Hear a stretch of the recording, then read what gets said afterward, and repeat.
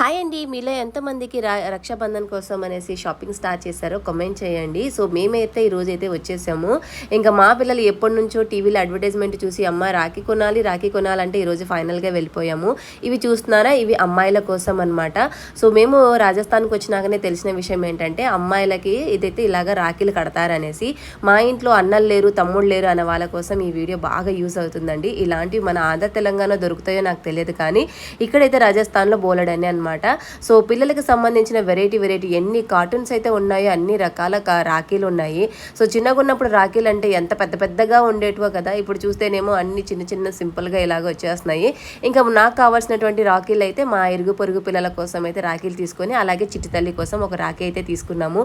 మా వాడు రక్షాబంధన్ వరకు కూడా వెయిట్ చేయడం లేదు, ఇంక ఇప్పుడే కావాలంటే వాళ్ళ అక్కతో అలాగే రోడ్డు మీదనే కట్టించేసుకున్నాడు. సో మా వాడు ఇలా జిద్దిగాడు అనమాట. ఇంకా ఏమేమి తీసుకున్నామో నెక్స్ట్ వీడియోలో పోస్ట్ చేస్తాను. వీడియో నచ్చితే లైక్